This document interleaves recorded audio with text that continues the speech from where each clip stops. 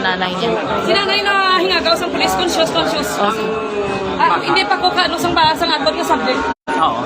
So, Yes, conscious si nanay. Let's pray, okay lang. Conscious na nanay. Yes, Sa ambulansya. conscious si nanay, yes. Yes, conscious si nanay. Nakapagpuyo ko sa galing sa aton na wonder. So, paunahon siya, yes, oh. Kapag ngayon lang kita nga, stay footed kita, okay na si nanay. Okay, so okay na si nanay, mga katropa. Ari na subong, hingagawon ang Iloy nga dalon sa ospital. Amo ni ang subject, no? Conscious. Ari sa sulod sa ambulance, mga katropa. Kay turn over na sa ari na ang subject, ari na.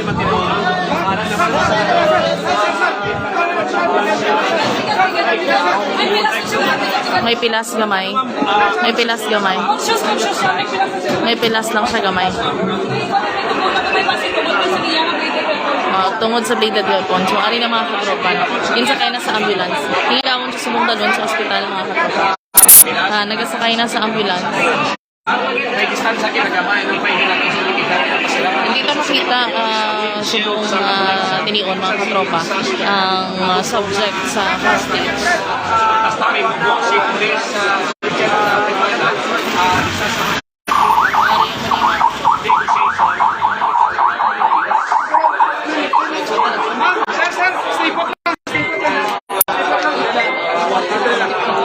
Makitaan na mga katropa, amo na yung sitwasyon subong, may dugo sa kamot.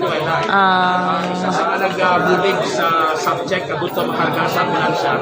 Gusto na tumingulan. Pero conscious siya, conscious. Sunod kay police. Makitaan may dugo sa kamot ni subject. Ang nanay, walang pilas, conscious. Sir Penuela, no, sa harap May pilas, way pa may banuan, pero conscious siya. Di ang pilas siya, ma'am. Nga update, idalon sa pinakamalapit na ospital ang nanay kagang aton tong subject person.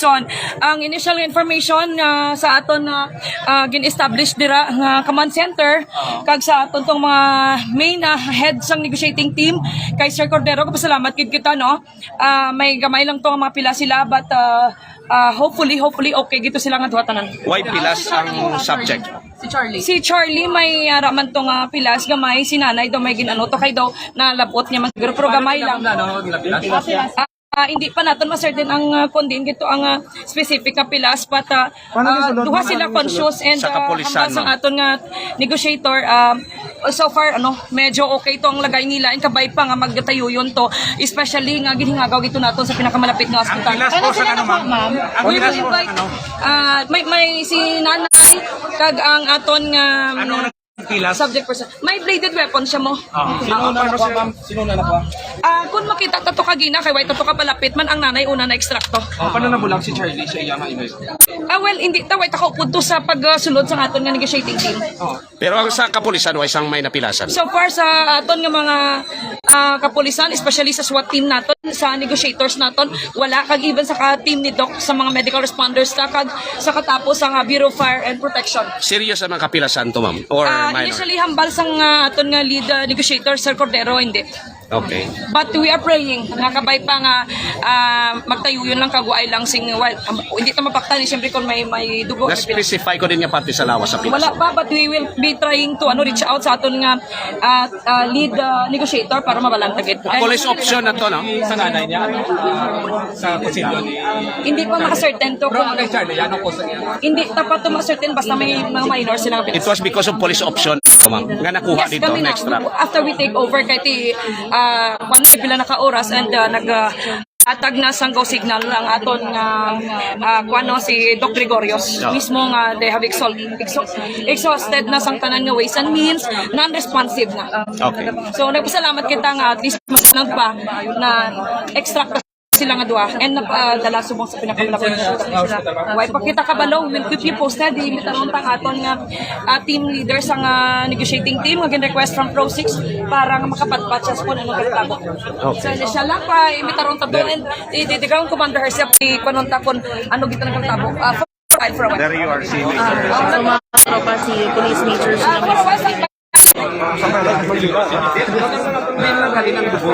sa victim. Sa Pinuwila ko rin, sa pagbutos yan. Pero conscious siya, conscious sa liog, pero doon. Pero pila siya, sir? Sa lawas. Isa. Sa dako, sir, di ba? Bro, ano sir? Ano po sa pag-pila siya, sir? Hindi ko na Isa sa mga pamuno. Pero nag-bulay kayo sa kotse ng bukat. From Haro Police Station ini siya. Until nga nag-abot si Dr. Gregorio sa took over the negotiation from 12 o'clock until this time. Negotiation, rason nga exhausted na si Dr. Gregorio, non-responsive na ang inanegosyo niya. Sir, kaya na ang sitwasyon, ano man, kinakipit niya si nanay niya. Declared the failure of the negotiation and the police took over. Pag took over sa police, So, hindi makita mga katropa ng sitwasyon kay Ina dito sa sulod. Kaya actually nakita ang alagyan, medyo siot kag mga katropa, dulom. That's why hindi makita kung ano gid mismo ang sitwasyon dito sa sulod, kung sa diin yun na conduct mo or sa diin nagluntad ang hostage incident. Napilasan ang both parties, ang iyang nanay kag ang subject na si Charlie o galing kay minor na pilas kag ginigagaw to sila nga duwa dala sa ospital. alin dali sa may Police Major sila Ines. Nagapadulong sila. Ayo nato si City Director nga kangaton nga team leader sa negotiating team nga makahatag sang official statement sa inyo. Please join me. Medyo plaster lang kita hindi maginutok para makakover ta sa mayo. Please join me. Sa mga katropa. Kasulod na kita sa kay City Director. Ginapa-close pa to? Okay, sige, dire lang tanay. Statement just one. Dire lang tanay, kaya tambalan ko ang mga katulang. Okay. Ang head sang negotiator, kag ang So, aray na kita diri yung mga katropa lapis sa may police line. Pero tinagpatawag na sa press con si Police Colonel Coronica, Joresti Coronica, ang City Director. Upod ang mga police na nag-operate or ang nagbulig agos na kuha ang Iloy ni Charlie kag of course para ma-penetrate man si Charlie nga nag-stage. social media account sa family, sa din makita. So mga katropa, like, share, and follow sa ating yung Facebook page, XFM Iloilo 100.7 for more updates. Nagkapadulong diri subong si Police Colonel Joresti Coronica, ang City Director, mga katropa. From him, what si Director, person, tapos si Police Colonel Joresti Coronica. Ari man diri si Mr. Jack Kunluk, ang PFTMO head, mga katropa. PFTMO sa Pilipinas. Upo na nakatapos ang nag-operative miyembro sa SWAT. Mga SWAT. Special Weapons Tactics na mo nag-extract Si Doc Gregorio. Gregorio. Ano lang, Tapos si Doc Gregorio. siya lang siguro represent sa city government sa CIMT. Mana-present si Mr. Jack Kunluk. For a while, yes, ngayong hapon, may we request everyone, maka-interview kita one after the other para mabatian kita. Let's begin siguro diri nga side from Bombo Radio. Sir, paano ninyo na sulod ang balay ni Charlie? Unang-una, before natin sudlon, kung nanotice ninyo, nag-buy kami time, no? Because we want to exhaust all means, no? Peaceful means, nabase pa lang maremedyohan nga hindi kami mag-resort sa last recourse naman, which is amo na yung natabo subong. So, since ang negotiation nag-back down at 3:45, we have no option, no? And this last recourse was undertaken. Ari ang ating negotiator. Unang-una nga nag-negotiate si Dr. Gregorios of the City Health. Of course, no, I would like to extend our effort, no, sa gipakita ni Dr. Gregorios and her team to negotiate with the hostage state. And also, ining mga hostage members of the negotiating team, nga rin in tatlo, Except kay Police Executive Master Sergeant Nuela nga taga diri sa ICPO, si Police Major Mark Cordero from Regional Office, no, Regional Controllership Division, gitawagan pa naton, and Police Captain Panis from Tigbawan Municipal Police Station, no. Gitawagan naton because they are trained in hostage negotiation. Para nga mapasigurado naton nga because of their skills, no, as much as possible ang hostage negotiator ma-convince, but we fail. And hindi nila sala, it's because of the condition really of the hostage negotiator. And of course, gapasalamat magita sa aton nga kay Sir Jake Conlo, no, and other agencies of our city, departments of our city. They are always with us now in this time of crisis, man-made crisis. Ari diri fully supportive, of course, ang atong city mayor, no.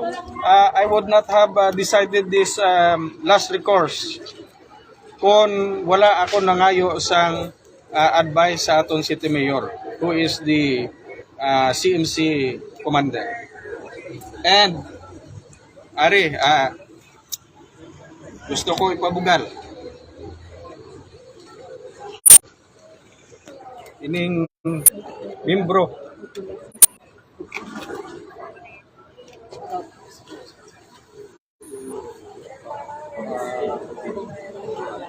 Emotional mga katropa. Si Police Colonel Choresti Coranica, ang City Director sa ICPO. ang akon SWAT. Kay kung hindi ni sa ila, no, wala na sang ibang miso. They are really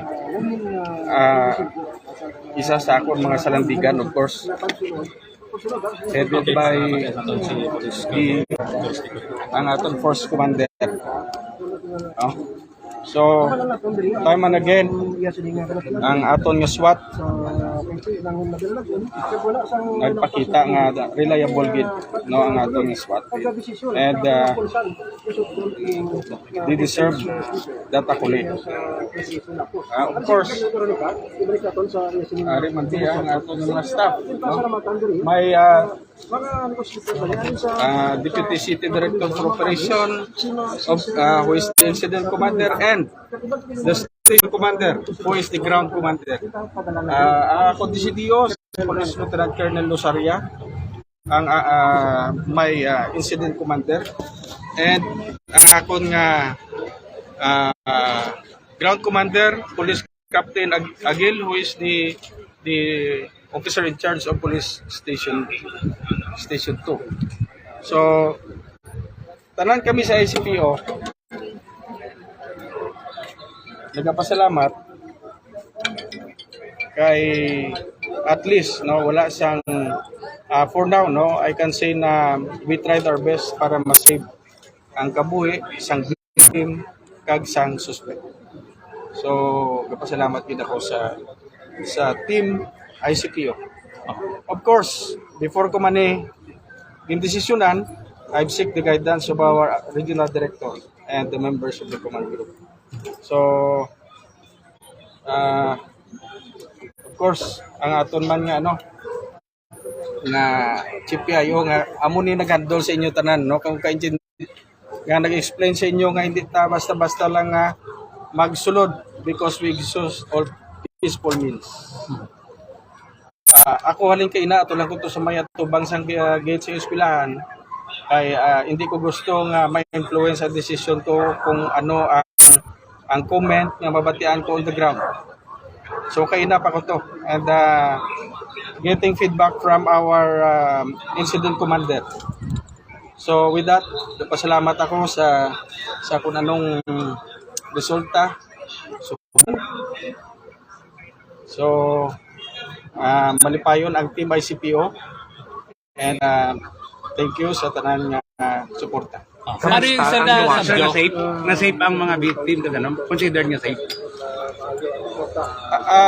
As per my assessment, the victim is safe. No, although sang ginbuksan sang aton nga mga SWAT members of SWAT team ang aton suspect, no, nagaamo sini may sundang kag may isa ka sundang, no. Ang isa ka sundang si iyang nanay, ang isa ka sundang Tayo siya. ano na siya, nag-start na siya nga saksakon ng iyang liog. No? Determined na siya mag-suicide. So, siguro, we're hoping na hindi malala ang iyang tama. Paano yan sir, ang iyang cause of injuries, paano yan nakuha? Ang cause of injury siya because of his own actions. Self-inflicted. Yes. Ang sa nanay, sir.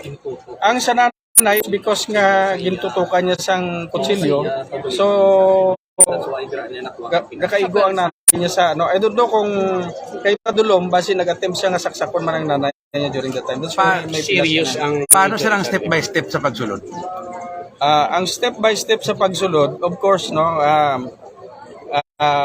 foremost, nantawon nato nanay ang layout sa balay. So, una-una ang aton nga force commander nagpulo pa magkot siya kag may past experience, no, na casing ang lugar, and based on that casing nag-layout kag didto gin plano kung paano sudlon, no. So kami nga pulis, hindi kami basta-basta gasulod, no. We studied how the house or the installation looks like, para nga pagsulod na-imagine na namon kung anong aksyon, no. In fact, kinahanglan namon permi mag-rehearse kung anong movement namon sa pagsulod. Dulo, pila ka pulis ang nagsulod? Isa ka team sa aton nga SWAT, and with the help of our Bureau of Fire, na in case nga magbato siya, mabugahan sa tubig. Why so many injured sa operatives na to, sir? Sa pagpamangkot ko sa ila, daw waay, no? Waay sang may napilasan sa ila. And we thank God for that. Everyone, thank you so much for that interview. Mga katropa,